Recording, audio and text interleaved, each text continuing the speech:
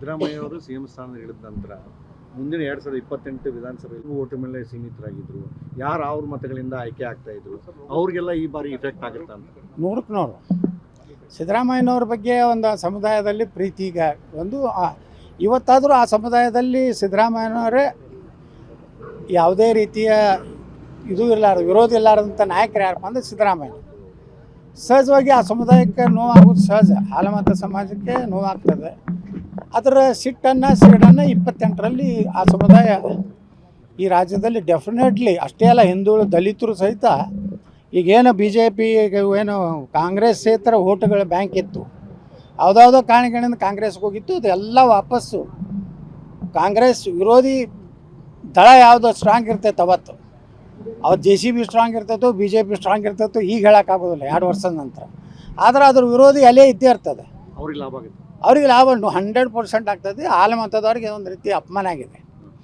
ಯಾವುದೇ ಕಾರಣ ಇಲ್ಲಾರ್ದ ತೆಗೆದ್ರಲ್ಲ, ಸುಮ್ಮನೆ ಸಿದ್ದರಾಮಯ್ಯನವರು ಸಾಕಷ್ಟು ಸಲ ಹೇಳ್ಯಾರೆ ಯಾವುದೇ ಒಪ್ಪಂದಾಗಿಲ್ಲ, ನಾವೆಲ್ಲನೂ 5 ವರ್ಷ ನಾನೇ ಮುಖ್ಯಮಂತ್ರಿ ಅಂದಾಗೂ ತೆಗೆದಾರಂದ್ರೆ. ಮತ್ತು ರಾಹುಲ್ ಗಾಂಧಿ ಜಿಗಿದು ಮಾತಾಡ್ತಾರೆ, ನಾ ಹಿಂದುಳಿದವ್ರು ದಲಿತರು ಕ್ರಿಕೆಟ್ನಾಗಿಲ್ಲ, ಹಿಂದುಳಿದವ್ರು ದಲಿತರು ಒಲಿಂಪಿಕ್ದಾಗಿಲ್ಲ, ಹಿಂದುಳಿದ ಚಂದ್ರಯಾನಕ್ಕೆ ಹೋಗಿಲ್ಲ. ಈಗ ಯಾರು ಹಿಂದುಳಿದವ್ರನ್ನ ತೆಗೆದಲ್ಲ ಅವ್ನು ರಾಹುಲ್ ಗಾಂಧಿ. ಹೀಗಾಗಿ ಏನಾಗೈತೆ, ಹಿಂದುಳಿದ ದಲಿತ ವರ್ಗಕ್ಕೆ ಒಂದು ಅಪಮಾನ ಮಾಡ್ದಂಗೆ ಮಾಡ್ಯಾರ.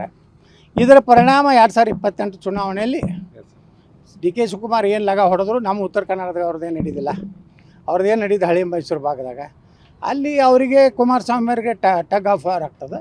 ಉತ್ತರ ಕರ್ನಾಟಕದಾಗ ಕಾಂಗ್ರೆಸ್ ಇತರ ಪಕ್ಷಗಳು ಜಯ ಲಭಿಸ್ತದೆ. Thank you sir. ಸಿದ್ದರಾಮಯ್ಯ ಅವರು ಸಿಎಂ ಸ್ಥಾನ ಇಳಿದ ನಂತರ ಮುಂದಿನ 2028 ವಿಧಾನಸಭೆಯಲ್ಲಿ ಓಟು ಮೇಲೆ ಸೀಮಿತರಾಗಿದ್ರು. ಯಾರು ಅವ್ರ ಮತಗಳಿಂದ ಆಯ್ಕೆ ಆಗ್ತಾ ಇದ್ರು, ಅವ್ರಿಗೆಲ್ಲ ಈ ಬಾರಿ ಇಫೆಕ್ಟ್ ಆಗುತ್ತಾ ಅಂತ? 100ಕ್ಕೆ 100 ಸಿದ್ದರಾಮಯ್ಯನವ್ರ ಬಗ್ಗೆ ಒಂದು ಸಮುದಾಯದಲ್ಲಿ ಪ್ರೀತಿ ಈಗ ಇವತ್ತಾದರೂ ಆ ಸಮುದಾಯದಲ್ಲಿ ಸಿದ್ದರಾಮಯ್ಯನವರೇ ಯಾವುದೇ ರೀತಿಯ ಇದು ಇರಲಾರ್ದು ವಿರೋಧ ಇರಲಾರ್ದಂಥ ನಾಯಕರು ಯಾರಪ್ಪ ಅಂದರೆ ಸಿದ್ದರಾಮಯ್ಯ. ಸಹಜವಾಗಿ ಆ ಸಮುದಾಯಕ್ಕೆ ನೋವಾಗೋದು ಸಹಜ, ಹಾಲಮತ ಸಮಾಜಕ್ಕೆ ನೋವಾಗ್ತದೆ.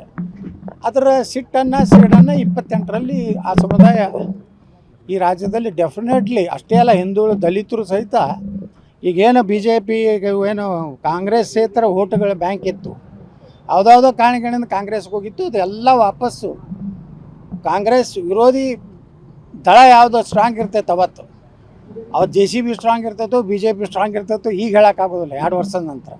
ಆದರೆ ಅದ್ರ ವಿರೋಧಿ ಅಲ್ಲೇ ಇದ್ದೇ ಇರ್ತದೆ. ಅವ್ರಿಗೆ ಲಾಭ ಆಗುತ್ತೆ, ಅವ್ರಿಗೆ ಲಾಭ 100% ಆಗ್ತದೆ. ಹಾಲಮತದವ್ರಿಗೆ ಒಂದು ರೀತಿ ಅಪಮಾನ ಆಗಿದೆ. ಯಾವುದೇ ಕಾರಣ ಇಲ್ಲಾರ್ದ ತೆಗೆದ್ರಲ್ಲ, ಸುಮ್ಮನೆ ಸಿದ್ದರಾಮಯ್ಯನವರು ಸಾಕಷ್ಟು ಸಲ ಹೇಳ್ಯಾರೆ ಯಾವುದೇ ಒಪ್ಪಂದಾಗಿಲ್ಲ, ನಾವೆಲ್ಲನೂ 5 ವರ್ಷ ನಾನೇ ಮುಖ್ಯಮಂತ್ರಿ ಅಂದಾಗೂ ತೆಗೆದಾರಂದ್ರೆ. ಮತ್ತು ರಾಹುಲ್ ಗಾಂಧಿ ಜಿಗಿದು ಮಾತಾಡ್ತಾರೆ, ನಾ ಹಿಂದುಳಿದವ್ರು ದಲಿತರು ಕ್ರಿಕೆಟ್ನಾಗಿಲ್ಲ, ಹಿಂದುಳಿದವ್ರು ದಲಿತರು ಒಲಿಂಪಿಕ್ದಾಗಿಲ್ಲ, ಹಿಂದುಳಿದ ಚಂದ್ರಯಾನಕ್ಕೆ ಹೋಗಿಲ್ಲ. ಈಗ ಯಾರು ಹಿಂದುಳಿದವ್ರನ್ನ ತೆಗೆದಲ್ಲ ಅವ್ನು ರಾಹುಲ್ ಗಾಂಧಿ.